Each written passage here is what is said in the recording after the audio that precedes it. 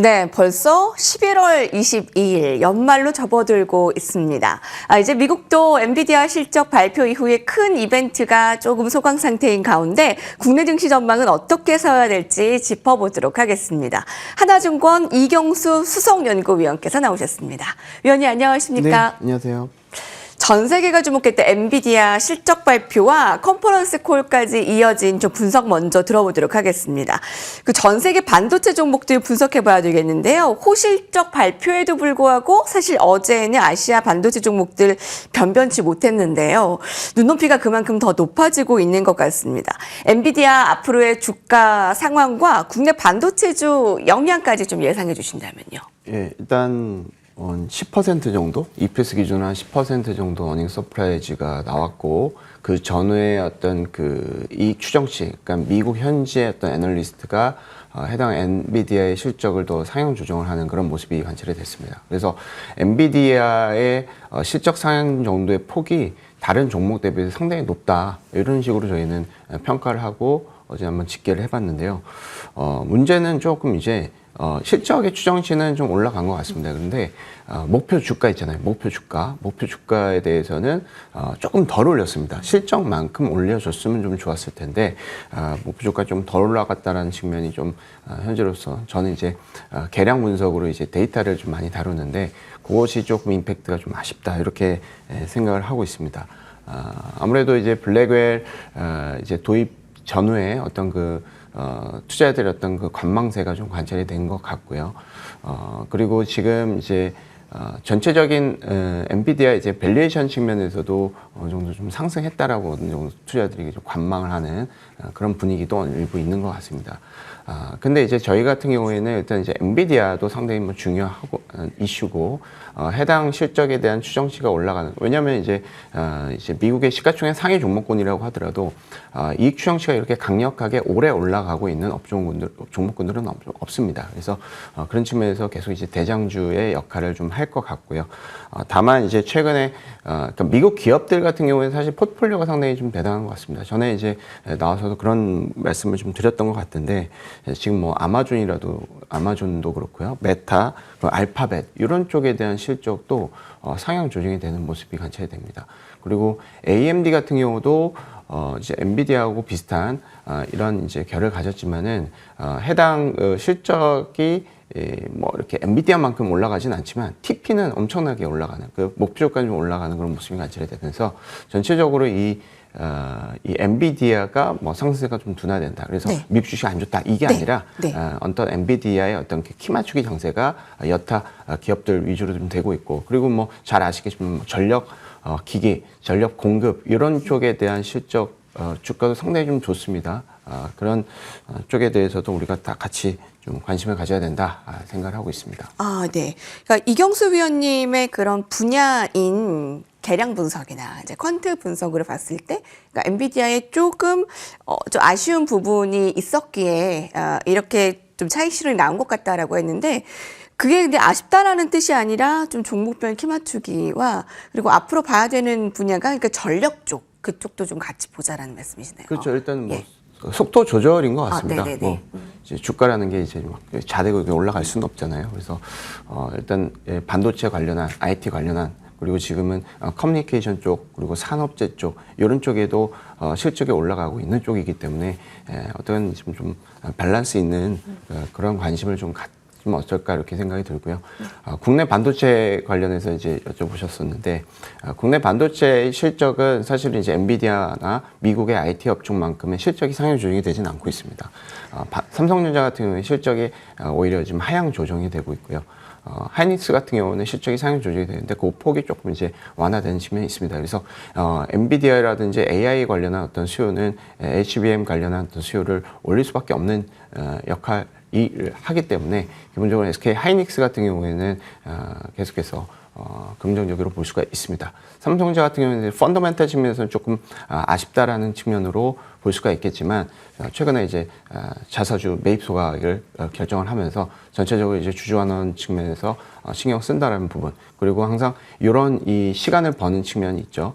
자사주 매입 소각을 하면서 주주환원 관련해서 밸류에이션 어느 정도 좀 채우고, 그리고 업황의 회복, 그리고 보인들의 어떤 그 준비하고 있는 부분들이 주가로 좀 반영이 될 수 있게끔 그런 측면으로 우리가 좀 긍정적으로 우리 생각을 해야 된다. 그렇게 판단하고 있습니다. 그렇군요. 그러니까 엔비디아는 뭐 속도 조절의 문제이지 우상향 쪽으로 보면 되겠고 국내 반도체는 미국의 IT 업종만큼 뭐 실적이라거나 그 부분은 좋지는 못하지만 SK 하이닉스는 공급 부분에서 계속 살펴보도록 하고 삼성전자는 이 자사주 매입 소각으로 좀 시간을 벌었는데 준비된 게 좀 잘 됐으면 좋겠다라는 의견이네요. 사실 그 국내 증시를 조금 더 구체적으로 살펴볼까 하는데요. 국내 증시에는 압박이 되는 외국인들의 매도와 그래도 다행히 유입되는 기관의 매수에 갈팡질팡하는 모습입니다. 다가오는 연말 해결책이 좀 있을까요? 국내 증시 같은 경우에는 이제 전형적으로 이제 펀더멘털이 좋지 않다. 글로벌 대비해서 그렇게 보시면 될 것 같습니다. 삼성전자가 글로벌 IT 호황에도 불구하고 실적이 하향 조정이 되다 보니 전체적으로 이제 삼성전자 관련한 이제 밸류체인 관련한 그리고 해당 관련 업종군들 같은 경우도 실적이 좀 좋지 않은 모습이고요.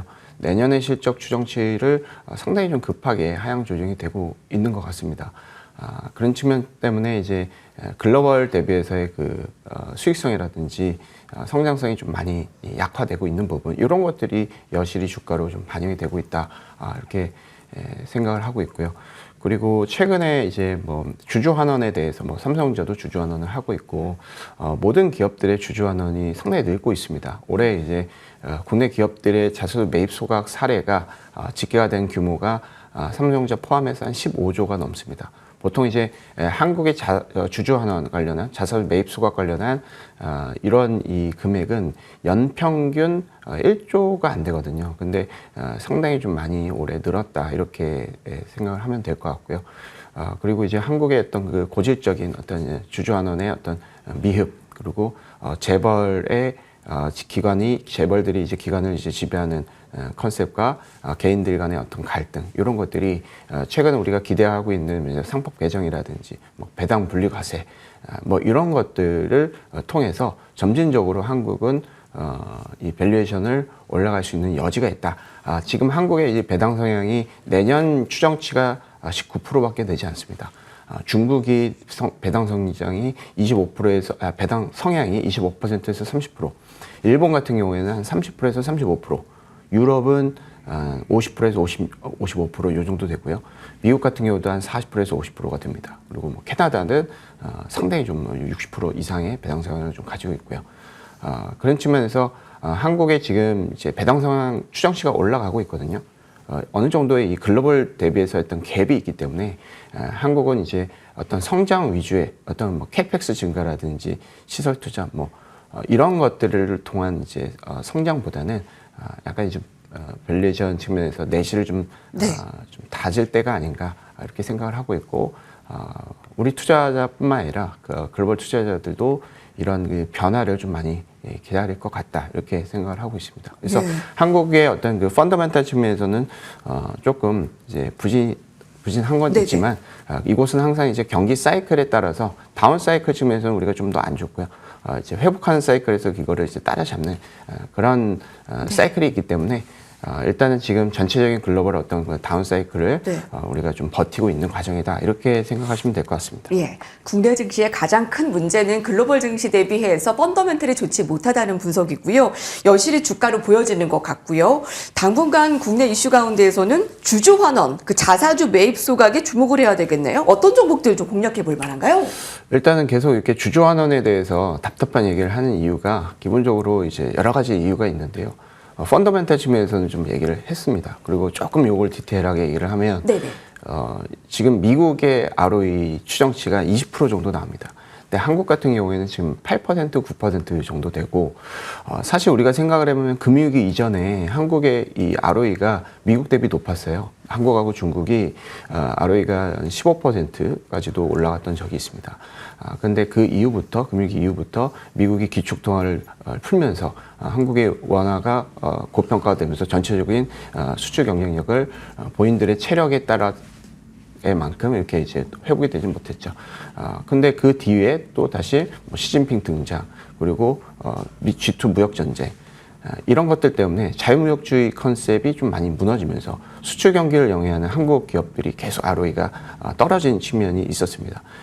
이것이 일단은 해결이 돼야 된다고 보고 있어요. G2 네, 무역 네. 전쟁이 어느 정도 해소가 되고 이렇게 관세에 대한 어떤 우려 그리고 자국 우선주의 그리고 이런 경기에 대한 어떤 상황을 본인 정치에 대한 어떤 기대감, 그 정치에 대한 어떤 수단으로 활용을 하는 그런 측면에서는 한국의 펀더멘탈은 상당히 부진하다. 그리고 네.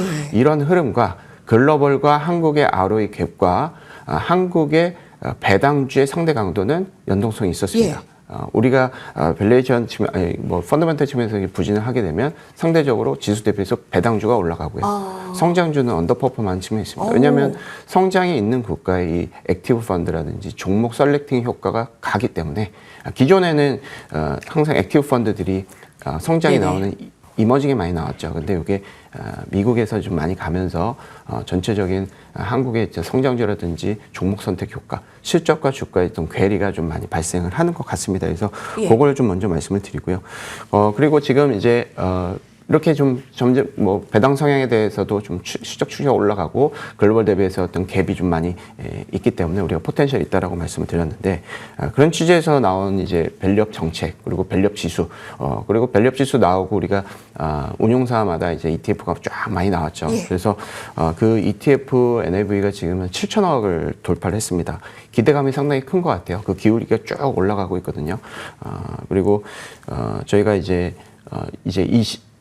거래소에서 12월 20일 날 밸류업 지수 구성 종목이 이제 변경이 되고 이거에 대한 좀 기대감도 있고요. 네. 그래서 밸류업 지수에 좀 없는 종목군들 KB금융, 하나금융지주, KT, SKT, SK이노베이션 이런 종목군들은 편입 가능성이 좀 있다.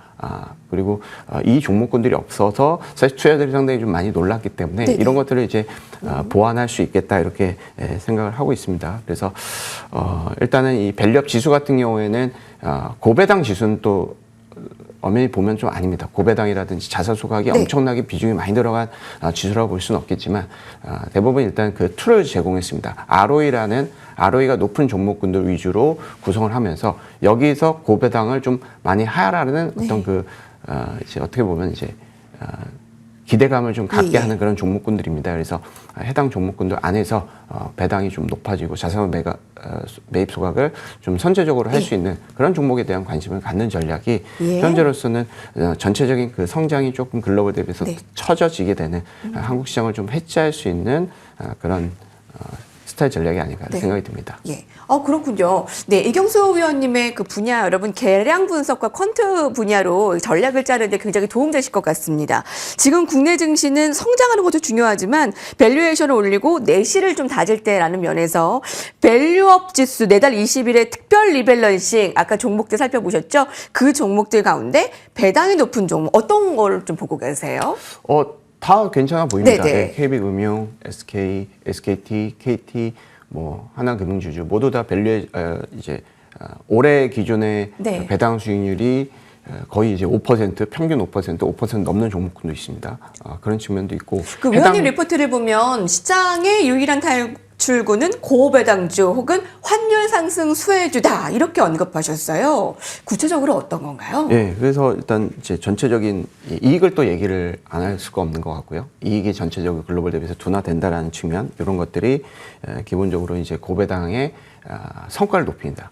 그러니까 고배당은 항상 우리가 배당 수익률 5%면 연간 5%를 번다 이렇게 생각할 수는 있겠지만 그거보다는 이익이 좀 둔화되는 사이클에서 캐피탈 게인 측면에서도 상당히 좀 강세를 보인다. 그리고 개인들의 수급이 해외로 좀 많이 이탈이 되는 것 같습니다. 그런 측면에서도 고배당이 좋은 것 같고 그리고 내년에 기대할 수 있는 게 기관에서는 이제 지금 고배당 죄송합니다. 공매도 재개 이런 것들을 많이 기대를 하고 있어요. 그러면서 공매도가 재개가 되면 전체적으로 이게 지수가 어떻다 이런 영향보다는 저는 오히려 실적과 주가의 연동성이 다시 커질 수 있다.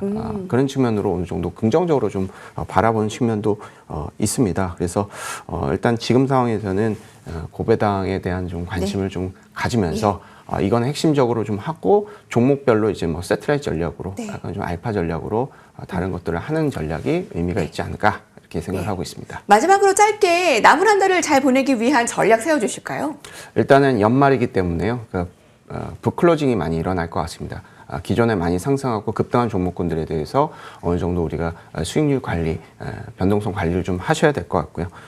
그리고 고배당 계속 말씀을 드렸고, 그리고 이제 2월 달에 MSCI 편입 가능성이 있는 종목군들, LIG 넥스원이라든지 HD 현대미포가 현재 가능성이 있어 보입니다. 그래서 이런 종목군들에 대한 관심도 서서히 좀 필요하다 이렇게 생각하고 있습니다. LIG 넥스원, HD 현대미포, MSCI 편입 가능성 높은 기업 같이 좀 체크를 해놓으시죠. 하나증권 이경수 연구위원과 함께했고요. 저희도 같이 인사드리겠습니다. 오늘도 좋은 하루 보내세요. 감사합니다.